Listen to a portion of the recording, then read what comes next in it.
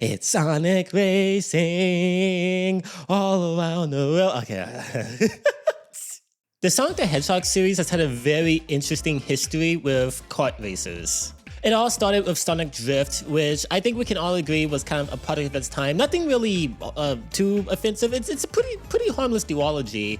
But then we got Sonic Riders, the Sonic Riders trilogy, which, you know, there's obviously one black sheep in there. But regarding the first two, I think personally was the perfect compromise for Sonic in a racing setting, because I never understood the point of putting Sonic into a kart or a car or a vehicle of any kind, because, you know, he runs on foot.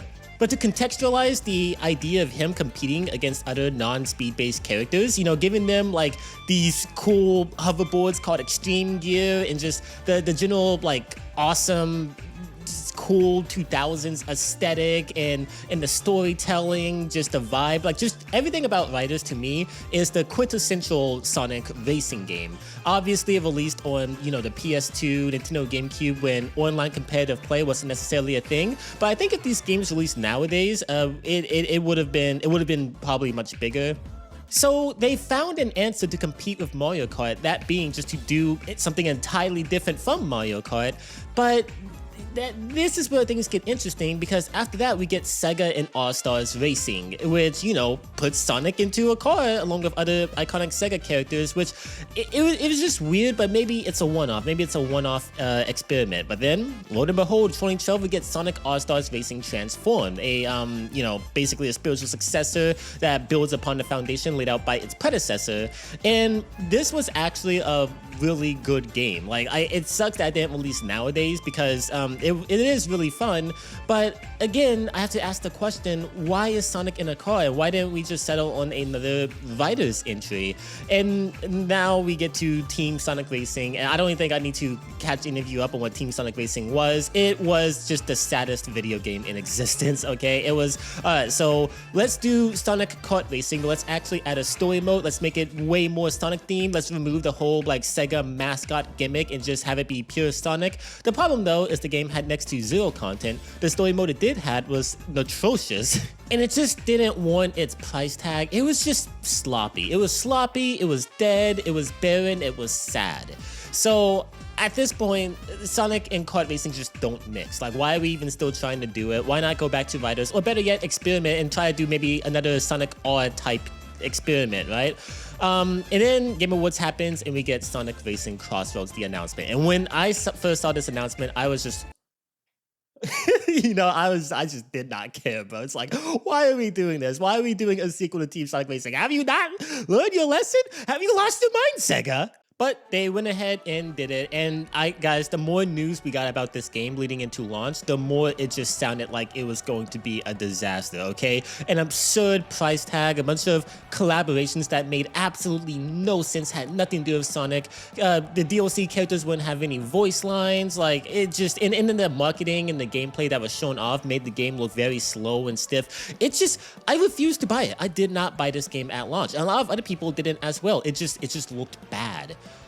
Then it came out, and the game's good. The game is actually extraordinary. It is an insanely fun time, and I've just recently purchased it and actually given it a full, you know, try, like giving it a chance, and boy oh boy, I am addicted. So this video will kind of act as an apology, really. This is going to be me kind of setting the record straight regarding, you know, my coverage leading up to the game's reveal, and really just kind of like giving my 2 cents about it, and some issues that I think could also be fixed, but more so just glazing what a lot of people have already glazed. And yeah, this is a love letter. This is like a little, I'm sorry, SEGA. I'm sorry for doubting you. If you end up enjoying the video, please be sure to leave a like. It helps out immensely. And if you like videos like this, please consider subscribing. I would greatly appreciate your support. That said, let's begin. So regarding the general gameplay loop of Sonic Racing Crossroads, it's not too different from what you'd expect from a kart racer. Obviously, you start out in a track with other players, and, you know, you're racing to get to the finish line, and you have to avoid, you know, various hazards that are exclusive to, like, you know, various stages, and then you get randomized items that you can use to screw over the other players, and, you know, that's pretty much it. If you've played a kart racer, you should understand what's going on here, especially if you played a Sonic kart racer before. And that's kind of the tricky thing. Whenever you're making a kart racer, like, you have to find any way you can to innovate and stand out from the competition. In a Sonic Racing Crossworlds case, I think it does that in the form of optimization and customization. This is an aspect of the game I have not gotten over yet and still just blows my mind. In fact, I think this aspect of the game is probably what skyrocketed its price, because there's just endless replay value here. There's endless experimentation. Sonic Racing Crossroads encourages you to build the perfect character. Each character falls into a specific class. You know, you got acceleration characters, you got handling characters, you got power characters, etc., boost characters, and you can combine that character class with a vehicle build. You know, you got acceleration vehicles, you got power vehicles, boost vehicles in the form of extreme gears. You basically have two separate classes, or you can double down on one specific class and combine a power character with a power vehicle, or a handling character with a handling vehicle, etc. And this already just, like, it really encourages you to kind of get nitty gritty and engage with the game's mechanics and really, like, experiment to, like, what character best suits you, what vehicle best suits you, and what other, like, unique combos that you can probably try, you know, using on the track to get a leg up over players, you know. And accentuating this need for experimentation is gadgets. Before you load into a race, you can select a wide array of gadgets. You only get 6 slots if you level up to a specific rank, and you can fill these 6 slots with a variety of gadgets that can like accommodate your build, or even be used to kind of like make up, like, for example, if you pick like a boost class and like you're just boosting and you're going extremely fast, but it's very slippery, like you just trade out your normal boost for a tactical drift, so it's insanely tricky to like try to drift properly.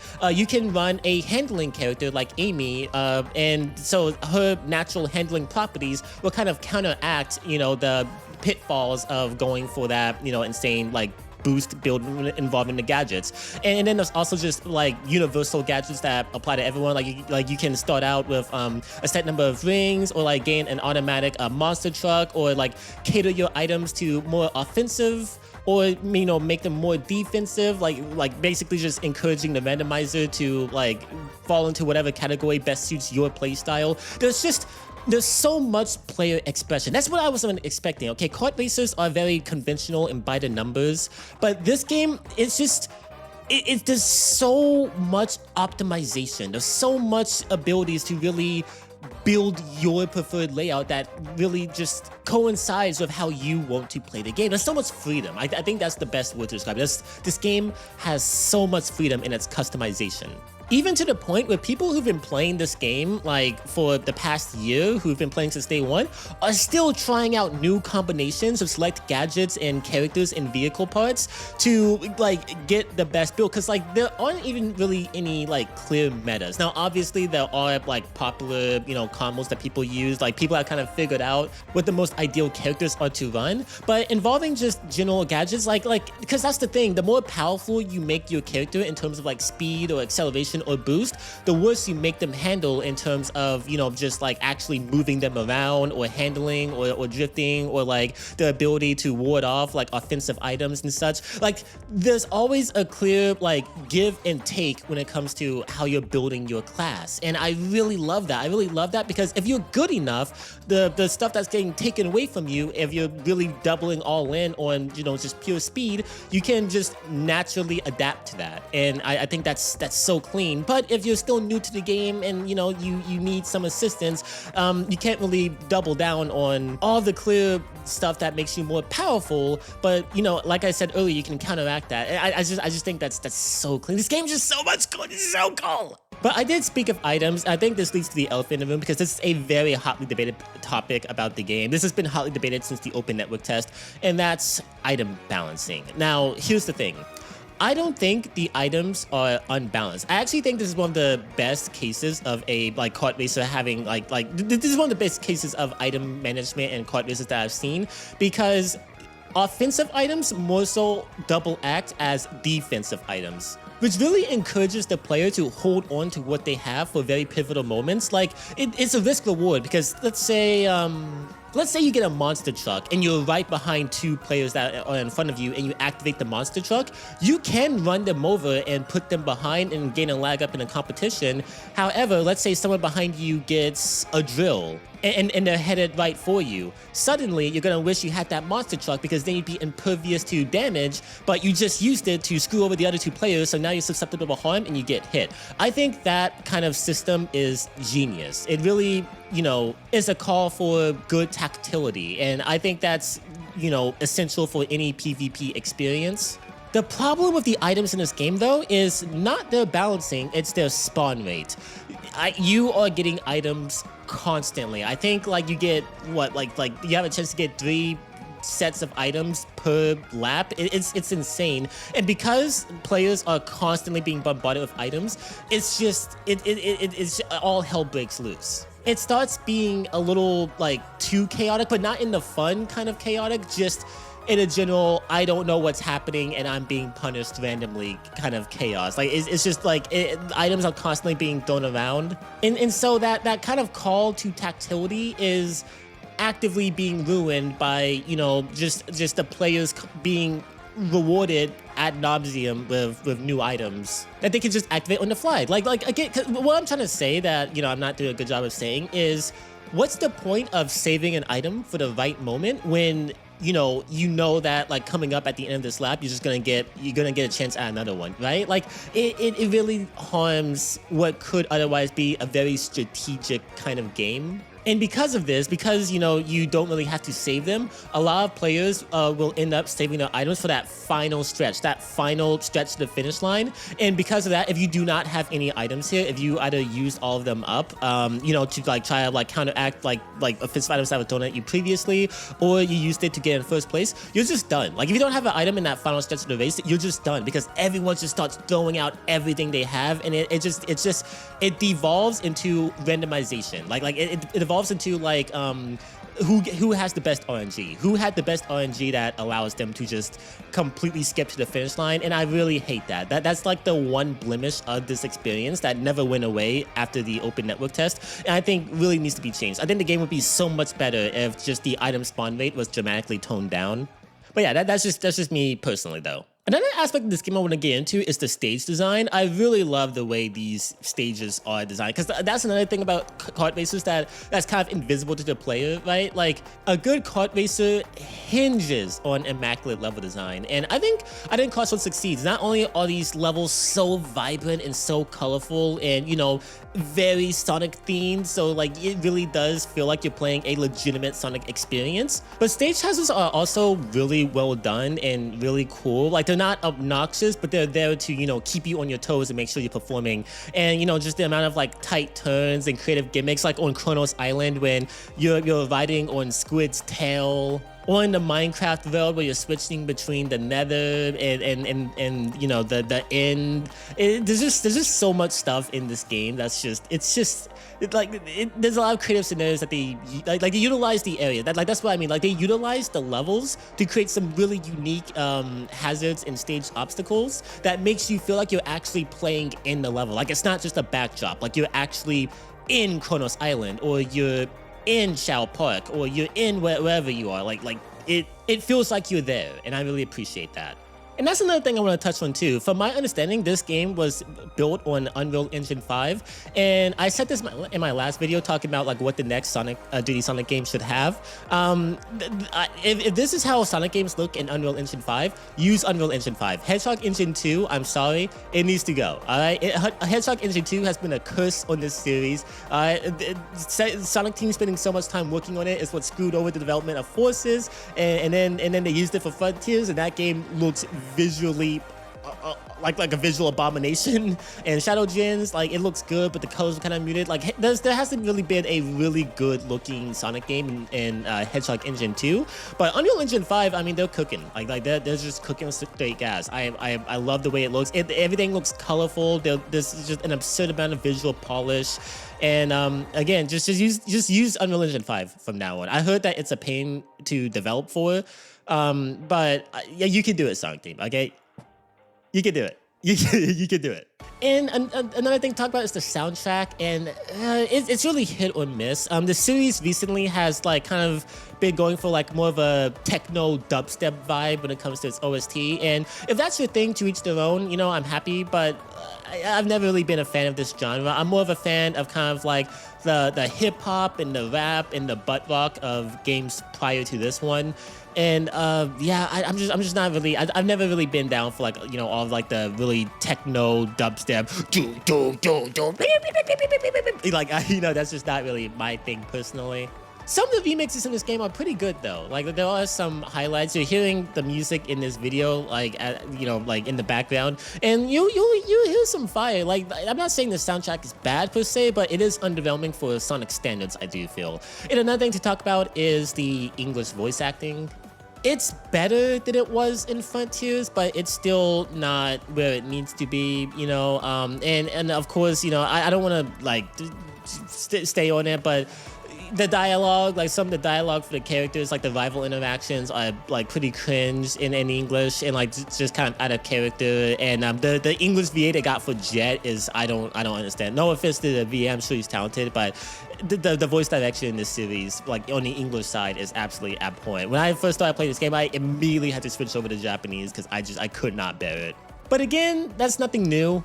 That's nothing new with the recent series. I'm just saying this is another case of please fix the English side of the dialogue and voice acting. SEGA, please just do it. That said, the last thing to get into is the DLC and replayability this game has, because like this is a live service game, and just laying all cards on the table, being fully transparent, I thought this game was going to die after like 3 months. I just did. I was just like, okay, this is gonna come out. It's gonna be a really fun, crazy, popular thing at first. Then SEGA's gonna stop supporting it, or they're gonna take too long, and it's just gonna die and wither away, and that's just gonna be it. We're almost a year in. We're almost a full year in. Like coming up on September, it have been a full year since this game came out. And it's more alive than ever. I'd arguably, like, it's probably more alive than it was at launch. Like, it's insane. And because SEGA has really constantly been at it with new updates, new characters, new events. You know, you have kind of like bi-weekly or like semi-weekly festivals that encourage you to like grind out the game to, you know, get some new gadgets, some new items, usually in correlation with like a new crossover event or a new kind of promotion. The DLC cycle has been incredibly impressive. You know, like just look at the DLC roster. Like this is absolutely insane, bro. You got SpongeBob, you got Minecraft, dude. What are they doing in, bro? What's SpongeBob doing in my Sonic game? Bro? It's absolutely unacceptable. You got Hatsune Miku. Minecraft, Steve and Alex, Persona. It's just like and we're getting more. Before year 1 ends, we're getting the TMNT, which I would be excited for, but it's the new iteration of TMNT, that new movie that came out in 2023 that I didn't watch because I'm just gonna be frank, the designs look horrible and the trailers made that movie look horrible, and I just didn't watch it. I just want classic TMNT. Come on, guys. I know it's Paramount, so they want to promote the newest iteration, but come on, guys. And we're getting Aang, Katara, and all the characters from the Avatar movie that I definitely have not already seen alongside probably 75% of the population, because that movie has been leaked for the last several months and everyone's been watching it. All that is to say though, this game has had so much life. There's so much life in this game. Like there's so much support, and that's just year 1. We're getting year 2. Like year 2 is coming up, and that's gonna have, you know, a crossover of Godzilla. We're getting Evangelion or Evangelion, how the hell you say it. I've been corrected on it so many times, I just don't care anymore. But we're getting a lot. Like we're getting more DLC. The DLC support has been exceptional, and I really appreciate that. I really appreciate they really trying to make this into a proper live service game that will last, you know, for like the next several years. I think that's really cool. And you know, streamers have kept this game alive, and coming up with the upcoming Club Chaos event, we're getting, you know, a actual tournament with like the top 25 players around the world, which is going to be insane. I think that's going to be really sick. But this is a proper competitive scene. They've really made a Sonic game into a proper competitive scene. They made people invest into the game with constant DLCs and just off the virtue of it being fun. And you know, it's a game that's still alive, and they're going to continue keeping it alive. And that's just sick. That's cool to me. That said, I don't think there's any more to say about Crossworlds that I didn't really say. The game's great. The game's great. If you haven't picked it up already, please do so.